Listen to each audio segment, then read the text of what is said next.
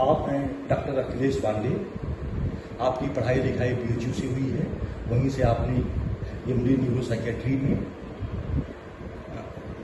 अपनी पढ़ाई पूरी करके अब जो है बनारस और आसपास के लोगों के मानसिक स्वास्थ्य को बेहतर बनाने की दिशा में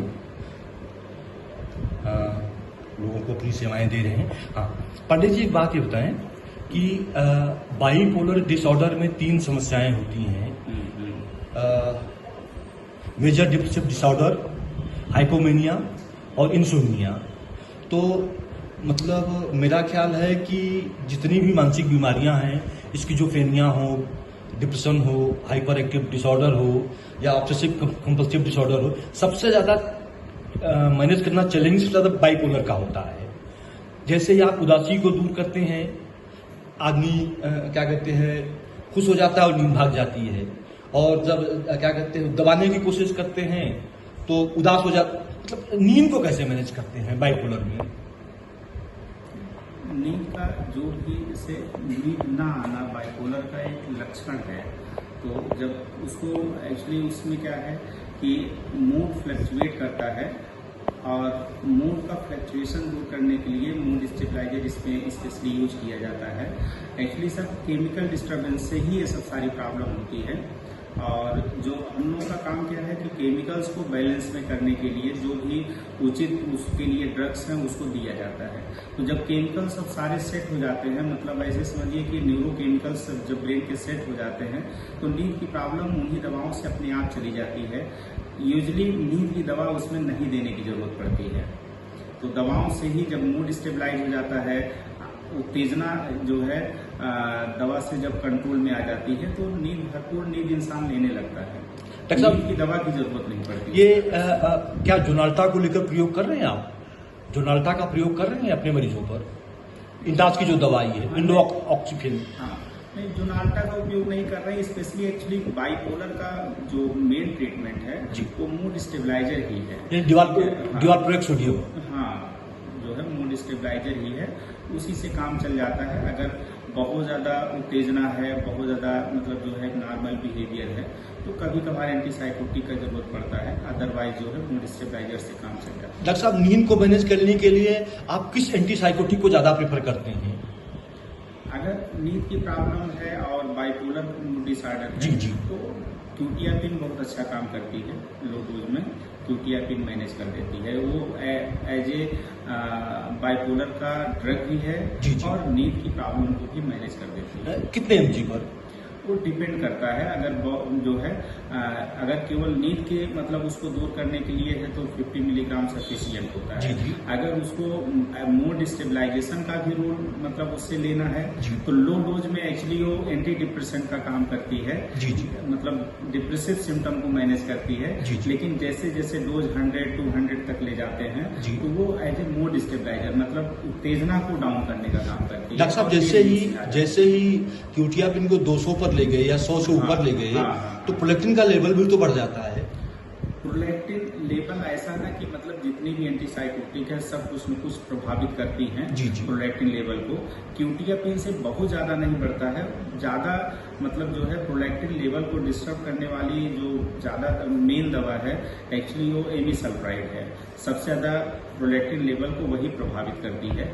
लेकिन कुछ एंटीसाइकोटिक जैसे एरिपिप्राजोल है या जो है क्यूटियापिन है, ये सब प्रोलेक्टिन लेवल को ऐसा नहीं कर सकते कि प्रभावित नहीं करती हैं, लेकिन उतना ज्यादा नहीं करती जितना एमिसल्फाइड जो है करती है।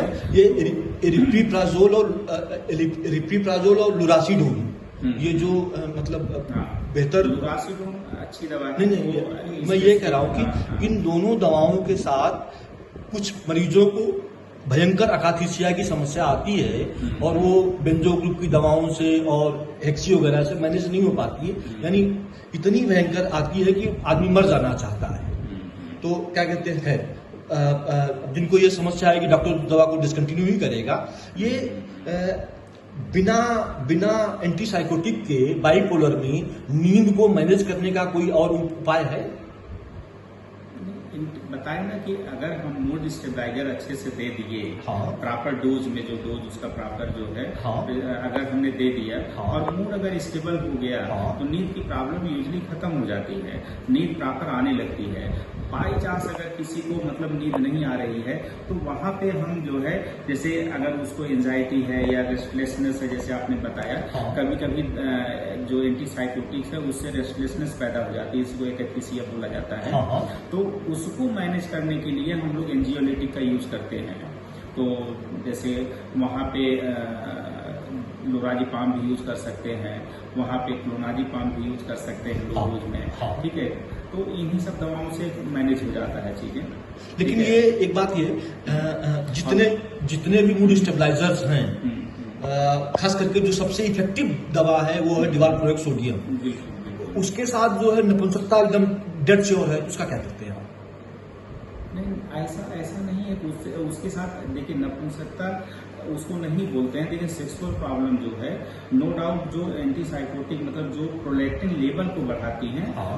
वो सेक्सुअल प्रॉब्लम पैदा करती हैं, हाँ। ठीक है। हाँ। लेकिन अगर केवल डाइवल्प्रोएक्स सोडियम दे रहे हैं, हाँ। तो उससे प्रोलैक्टिन लेवल प्रभावित नहीं होता है, हाँ। उससे फिर ये दिक्कत नहीं आएगी। लेकिन एंटीसाइकोटिक अगर अलग से दे रहे हैं, हाँ। अगर प्रोलैक्टिन लेवल को उसने डिस्टर्ब किया है, हाँ। तो फिर मतलब सेक्सुअल प्रॉब्लम डेवलप हो सकती है। और लेकिन वो कोई परमानेंट नहीं होती है, तो बहुत सारे पेशेंट में अपने आप वो चीजें मतलब जो है ठीक भी हो जाती है। ये डिवाल्प्रोएक्स से नहीं होता क्या चीज? Sexual problem? ना वो मतलब जो है ना, जैसे जब मैनिक फेज में इंसान रहता है, हाँ। उस समय उसका जो है जो एंजॉयमेंट बिहेवियर बढ़ जाता है, हाँ। तो उसमें अपोजिट सेक्स के प्रति अट्रैक्शन भी बढ़ जाता है। सेक्सुअल जो मतलब जो है बिहेवियर उसमें इनहेंस हो जाता है, वो बीमारी का लक्षण है। अच्छा। जब उसको कंट्रोल किया जाता है बीमारी का, तो वो नॉर्मल अवस्था में आएगा। हाँ। तो कभी कभी पेशेंट उसको ऐसे भी परसीव कर सकता है कि उसको सेक्सुअल प्रॉब्लम डेवलप हो गई, जबकि वो नॉर्मल भी रहे, मतलब ऐसा भी हो सकता है कि नॉर्मल बिहेवियर उसका हो, जी। लेकिन उतना उसके अंदर उत्तेजना नहीं रहेगी, उतना उसके अंदर टेंडेंसी सेक्सुअल बिहेवियर की नहीं रहेगी, तो वो तो उसको परसीव ऐसे ही करेगा कि मैं पहले जैसा नहीं रहा, हाँ। लेकिन वो बीमारी का हिस्सा था। और एंटीसाइकोटिक इंड्यूस्ड जो लॉस ऑफ लिबिडो या सेक्सुअल डिस्फंक्शन होता है, उसको कैसे मैनेज करते हैं आप? बहुत सारी दवाएं जैसे? ठीक है, अगर लिबिडो को इनहेंस करना है, हाँ। तो उसके लिए बहुत सारी मतलब जो है आयुर्वेदिक मेडिसिन भी है, या कुछ मतलब जनरल दवाएं भी हैं, ठीक है। जैसे सिलेनाफिलार भी मतलब उसके लिए यूज किया। हाँ, लेकिन ये लिबिडो के लिए नहीं है। हाँ, हम लोग यहाँ इरेक्टाइल डिस्फंक्शन को मतलब वो करती है, लेकिन उसके लिए जैसे कुछ ऐसी भी दवाएं हैं कि जो हम लोग यूज करते हैं आयुर्वेदिक, मतलब हम जैसे लफ्रोनाइन एक दवा है, उसको भी यूज की जाती है। और योगर्ट के बारे में क्या ख्याल है? ओडेट, हाँ, योगर्ट 69, बिल्कुल ओडेट 69 भी यूज करते हैं। सब उसमें आयुर्वेदिक कंपोनेंट है, जो कि सेक्सुअल बिहेवियर को मतलब जो है इनहेंस कर देता है। डॉक्टर साहब, एक बात और, ये एंटी डिप्रेसेंट का फीमेल बॉडी पर क्या असर पड़ता है? फीमेल पर भी वही प्रोलैक्टिन लेवल अगर बढ़ेगा, हाँ। तो उनमें भी सेक्सुअल इरोसिटी कम हो जाती है, मतलब सेक्स के प्रति इच्छा घट जाती है उनमें भी। हाँ। और कभी कभी उनको ऑर्गेज्म फील नहीं होता है, हाँ। और सेक्सुअल डिजायर घट जाती है। हाँ। बिल्कुल, उनमें भी फर्क पड़ता है। वो भी हार्मोनल इम्बैलेंस ही मोस्ट टाइम होता है, अगर वो बाइपोलर की मतलब पेशेंट से वही। अगर उन्हें खाली डिप्रेशन है तो? डिप्रेशन का देखिए अलग कहानी है। डिप्रेशन अपने में खुद सेक्स करने की इच्छा को घटाता है। अच्छा। ठीक है, तो जब वो डिप्रेसिव फेज खत्म होगा, तो अपने आप वो चीज नॉर्मल हो जाती है। अच्छा। कभी कभी कुछ जैसे जो एसेसराइज हैं, जैसे सर्टालिन है या जितनी भी एसेसराइज हैं, सबका कुछ न कुछ सेक्सुअल साइड इफेक्ट मतलब जो है कुछ न कुछ होता है। हाँ। ठीक है, इसीलिए कभी ओटीऑक्सीजन का भी होता है? ओटीऑक्सीजन का भी होता है? नहीं, उसका कम है। अच्छा। ठीक है, उसका कम है, तो जो है उसका कुछ न कुछ सेक्सुअल साइड इफेक्ट होता है, उसकी वजह से भी डिजायर घटती है, लिबिडो घटता है, तो उसको भी मतलब जो है उसमें क्या है कि फिर ऐसी दवाएं मतलब जैसे आपने बताया, ऐसी दवाएं डॉक्टर चूज करे जिसमें सेक्सुअल साइड इफेक्ट कम है। लेकिन ये ऐसी दवाएं बहुत लिमिटेड है, उसमें कुछ कभी कभी ऐसा भी देखने को मिलता है, उनकी पोटेंसी ज्यादा नहीं है जितना मतलब जो है पोटेंट एंटी डिप्रेसेंट है, जैसे सर्ट्रालिन हो गया, एसिटालोप्राम हो गया, पिराक्सीटिन हो गया, जितना इफेक्टिव, जितना पोटेंट ये सब ड्रग्स हैं, उतना फिर इफेक्टिवली वो मतलब उन चीज़ों को ठीक नहीं कर पाती है ऐसी दवाएं। लेकिन फिर भी अगर कोई बहुत ज़्यादा इन सब चीज़ों को लेकर के बहुत कॉन्शियस है, जैसे मान लीजिए न्यूली मैरिड कपल ही है, नई नई शादी हुई है, उनके लिए तो वो साइड इफेक्ट बहुत ज़्यादा मतलब जो है परेशानी डालने वाला है। तो ऐसे में तो मतलब जो है हम लोग को सेफर ड्रग्स या ऐसी ड्रग्स जो है देना ही पड़ता है जिसमें ये साइड इफेक्ट ना हो। वो कौन, उनके नाम क्या क्या है?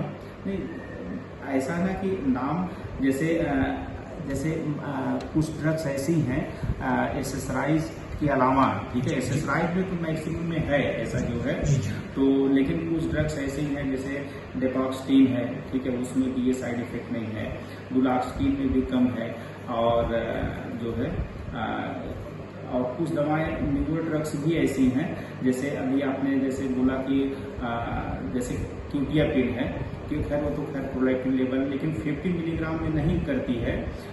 लुरासिडोन है, वो भी दिया जा सकता है, उसमें भी सेक्सुअल साइड इफेक्ट नहीं होते हैं। तो लेकिन लुरासिडोन तो एंटीसाइकोटिक है, वो तो लो डोज एंटीसाइकोटिक भी एंटी डिप्रेसेंट का काम करती है। अच्छा। लेकिन जैसे ही डोज हम बढ़ा देंगे तो फिर वो उनका काम बदल जाएगा। यानी लुरासिडोन को लो डोज में डिप्रेशन में दिया जा सकता है। Bipolar depression, specially bipolar depression की वो ड्रग भी है। अच्छा। बाइपोलर अगर डिप्रेशन है, जैसे और अगर यूनिपोलर है तो यूनिपोलर में भी दे सकते हैं, लेकिन बाइपोलर डिप्रेशन के लिए स्पेशली वो बनी है लुरासिडोन। तो वो बाइपोलर डिप्रेशन में बहुत अच्छा काम करता है। अच्छा, अगर यूनिपोलर हो तो? नहीं, यूनिपोलर भी दे सकते हैं, ऐसा नहीं कि उसको दे नहीं सकते। अच्छा। यूनिपोलर में भी दे सकते हैं। लो डोज में जो है इमिसल्फाइड भी अच्छा एंटी डिप्रेशन काम करती है। अच्छा। एरिपिट्राजोल भी लो डोज में बहुत अच्छा काम करती है। डॉक्टर साहब, एक बात होता है कि दवाओं के कारण जिन औरतों में कामेक्षा खत्म हो गई हो, दाढ़ी मूछें निकल आई हो, चेहरा बदसूरत भद्दा हो गया हो, दवाओं के कारण, एंटी डिप्रेशन के कारण, तो क्या कहते हैं, अगर इस तरह की समस्या डॉक्टर नोट करते हैं, देखते हैं, तो क्या उसको उस पर मतलब मैनेज करने, उसको उस पर वर्क करते हैं?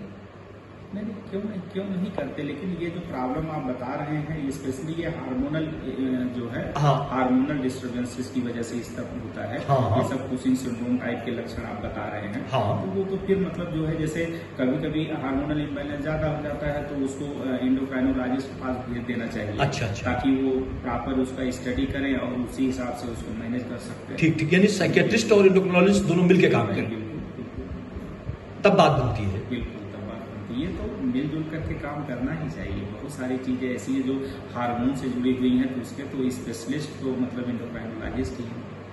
हाँ, लेकिन जब आप उनके पास जाते हैं तो कई बार वो कह देते हैं कि ये तो साइकियाट्रिस्ट का डोमेन है और वही बेहतर तय करता है। उसको नहीं, ऐसा नहीं। वो देखिए, बहुत सारी जो मतलब हार्मोन से रिलेटेड वो हैं, उनका तो वो जानते हैं, मतलब कैसे उसको मैनेज करना है। ऐसा नहीं, मदद करते हैं, ऐसा नहीं। अच्छा। अगर उनको लगता है कि पर्टिकुलर ड्रग्स मतलब जो है ज्यादा प्रभावित कर रही है, तो वो फिर बात करेंगे।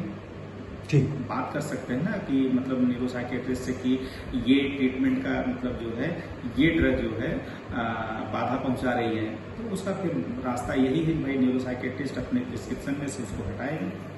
डॉक्टर साहब, ये जोल्पिडेम के बारे में क्या कहना है आपका? जोल्पिडेम तो नींद के लिए ही है। कितने दिन लिया जा सकता है इसको लगातार? जोल्पिडेम ऐसे बिना वजह के तो लेना ही नहीं चाहिए। जैसे मान लीजिए कि किसी को डिप्रेशन है या किसी को साइकोसिस है, कोई भी बीमारी है और उसमें नींद नहीं आ रहा, दवाएं दी जा रही है, फिर भी थोड़ा बहुत नींद का डिस्टर्बेंस रह जा रहा है, तो एसओएस के रूप में उसको लिया जा सकता है। अच्छा। उसको कंटिन्यूअस कभी लेना ही नहीं चाहिए, क्योंकि उसकी नींद पड़नी ही नहीं चाहिए। अगर उसकी नीड रेगुलर पड़ रही है, इसका मतलब कि जो बीमारी है सही से कंट्रोल में नहीं आई है। फिर वो डॉक्टर का मतलब वो पार्ट है कि उसको फिर से अपना केस को रिव्यू करें, कहाँ कमियां रह जा रही हैं उसको दूर करें, क्योंकि जोल्पिडेम की रेगुलर जरूरत नहीं पड़नी चाहिए। डॉक्टर साहब, एक केस में जैसे कि कोई पेशेंट जोनाल्टा ले रहा है 8 mg सुबह, और जोनाल्टा का एक साइड इफेक्ट इंसोम्निया भी है, नींद का भाग जाना, तो वहां पे क्यूटियापिन की डोज 200 कर दी गई है, क्या कहते हैं, और उसकी वजह से प्रोलैक्टिन बढ़ा हुआ है। तो मतलब अब जो है जोनाटा तो बंद नहीं करना, क्योंकि वो पागलपन की मुख्य दवा बन चुकी है और काफी इफेक्टिव है उस दैट पर्टिकुलर पेशेंट में। तब आप यहाँ नींद को कैसे मैनेज करवा सकते हैं, कैसे कर सकते हैं नींद? नहीं, नींद बताए ना कि अगर जो है एंटीसाइकोटिक की वजह से मतलब एजिटेशन हो रहा है या रेस्टलेसनेस हो रही है, नींद नहीं आ रही है, तो वहां पर एंजियोलिटिक का या जो है ये जॉलपिडेम का यूज किया जा सकता है सीरियस केस पे। हाँ। लेकिन एंजियोलिटिक साथ में देना पहले जो है ज्यादा अच्छा रहेगा, बेहतर रहेगा, क्योंकि वो ट्रीटमेंट का पार्ट होता है। एकेथीसिया को भी वो मैनेज करेगा, जॉलपिडेम नहीं करेगा। यानी क्यूटियापिन की डोज घटा करके और बेंजोग्रुप की दवा दी जाए। हाँ, अगर जो बेंजोडाइazepines अगर दे देंगे तो रेस्टलेसनेस कम कर देगा। अच्छा, रेस्टलेस नहीं है, हटाने की जरूरत नहीं। देखिए क्यूटियापिन का वो तो बाइपोलर की मेडिसिन है ना, अगर उसका मूड स्टेबलाइजेशन अगर डिस्टर्ब हो रहा है क्यूटियापिन हटाने से, तो क्यूटियापिन नहीं हटा सकते। अच्छा, बहुत अच्छी ड्रग है, वो तो ट्रीटमेंट है उसका, तो उसको हटाना उचित नहीं होगा। अच्छा, तो डॉक्टर के ऊपर है, वो अपना डिसाइड करेगा देख करके। हाँ। अगर डोज हटाने पे उसका बाइपोलरिटी जो है डिस्टर्ब हो रही है, मतलब स्टेबलाइजेशन डिस्टर्ब हो रहा है, तो नहीं हटाएगा, वो डॉक्टर डिसाइड करेगा, जो ट्रीटिंग डॉक्टर है। हाँ। लेकिन उसमें बेंजोडाइazepine दे करके उसके रेस्टलेसनेस को दूर किया जा सकता है, नींद इफेक्टिवली जो है आने लगेगी। नहीं वो क्यूटियापिन से वो बेचैनी नहीं है, बस खाली वो प्रोलेक्टिन बढ़ा हुआ है और सेक्सुअल डिसफंक्शन है। हाँ, नहीं वो जो ट्रीटिंग डॉक्टर है वही डिसाइड करेगा कि उसको क्या लगता है, उसका क्या जजमेंट है, तो अपना उसी हिसाब से। लेकिन मेरा ख्याल है कि ज्यादातर डॉक्टर ये मानते हैं कि क्यूटियापिन द बेस्ट है। क्यूटियापिन तो मतलब अपने में वंडरफुल ड्रग है, साइड इफेक्ट प्रोफाइल उसके बहुत अच्छे हैं। और ये ओलेंजापाइन के साथ क्या डिमेरिट देखते हैं आप? डिमेरिट ऐसा कुछ नहीं है, बस ये है कि ओलेंजापाइन बहुत ही पोटेंट है। शुरुआती मतलब जो है शुरुआती समय में थोड़ा सा सीडेटिव साइड इफेक्ट उसका ज्यादा होता है। हाँ। लेकिन वो वर्क करता है उस समय, जैसे नींद नहीं आती है। हाँ। वर्क करता है। मेन जो डिमेरिट है कि ओलेंजापिन में वो मेटाबॉलिक सिंड्रोम है।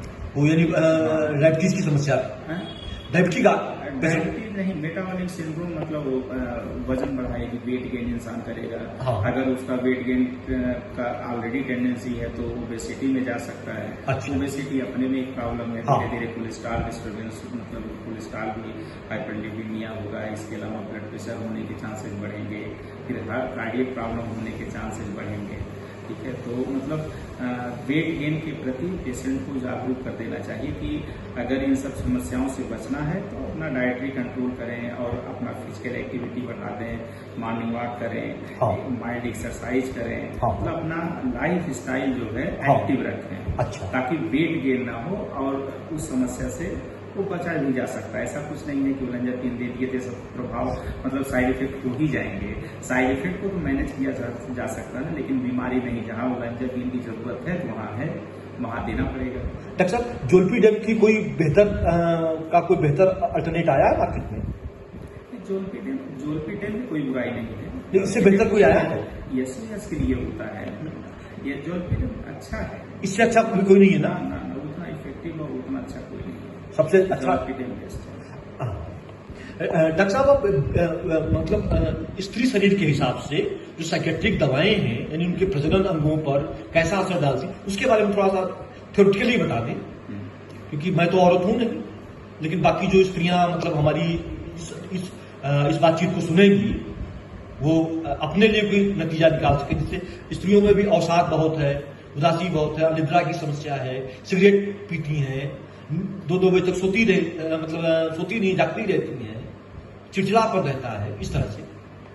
बिल्कुल, दवाओं का कुछ न कुछ प्रभाव होता है, दुष्प्रभाव, उससे उनको भी जागरूक करना चाहिए ताकि उससे बचा जा सकता है। मतलब साइड इफेक्ट से बचा जा सकता है। ऐसा कुछ नहीं है कि ऐसे साइड इफेक्ट हैं जो परमानेंट है। एक तो जब दवाएं बंद हो जाती हैं धीरे धीरे, जो ऐसे साइड इफेक्ट जैसे वेट गेन है या मतलब जो है उनके अंदर सीडेशन है, तो वो सारी चीजें धीरे धीरे खत्म हो जाती हैं। या हार्मोनल इम्बैलेंस है वो भी ठीक हो जाता है। हाँ। तो लेकिन जब तक दवा की जरूरत है तब तक उसके लिए मतलब उनको उनकी लाइफ स्टाइल में चेंजेस जरूरी हैं। अच्छा। हाँ, अगर वो भी थोड़ा सा एक्टिव लाइफ स्टाइल जीती हैं और जो है जैसे मॉर्निंग वॉक करना, माइल्ड एक्सरसाइज करना, प्राणायाम करना, जैसे दो चार औरतें मेरे खान में अपना जो दो है, चार औरतें मेरे ध्यान में आई हैं जो सिगरेट भी पीती हैं, शराब भी पीती नहीं। हैं, रात को 2-2 बजे तक जागती हैं। हाँ, नहीं, देखिए नशा तो सबके लिए वर्जित है। नशा के लिए तो मतलब जो है नशा तो मतलब न्यूरोसाइकेट्री पेशेंट को कभी मतलब उनको कोसों दूर रहना चाहिए, क्योंकि कोई भी किसी भी प्रकार का नशा बीमारी को भी बढ़ाता है और जो है दवाओं के प्रभाव को भी जो है प्रभावित करता है। जी। तो नशे से तो दूर रहना चाहिए। और लेडीज का जो शरीर है, उनका जो मतलब जो है बिल्ड है, वो भगवान ने ऐसा बनाया है कि उनके ऊपर नशे का दुष्प्रभाव मेन से ज्यादा देखने को मिलता है। अच्छा। हाँ, वो मतलब जो है जो साइड इफेक्ट्स हैं नशे का, हाँ। वो लेडीज में ज्यादा होता है। जी जी। मतलब मेंस के तुलना में हाँ। उनमें साइड इफेक्ट जल्दी भी होता है, ज्यादा भी होता है, सीवियर भी होता है। अच्छा। ऐसा स्टडीज में भी देखने को मिला है। तो मतलब रासायनिक असंतुलन भी उनके ऊपर ज्यादा होते हैं। ज्यादा होता है। तो जो है इसलिए उनको तो और भी बचना चाहिए। बचना तो सबको चाहिए। नशा हाँ। तो किसी के लिए फायदेमंद हाँ, है, जो चीज हाँ। हानिकारक हो सबके लिए हानिकारक है। हाँ। तो नशा तो करना ही नहीं चाहिए, चाहे आदमी हो चाहे औरत हो। लेकिन औरतें अगर नशा करती हैं तो वो उस नशे से प्रभावित ज्यादा होंगी। हाँ हाँ।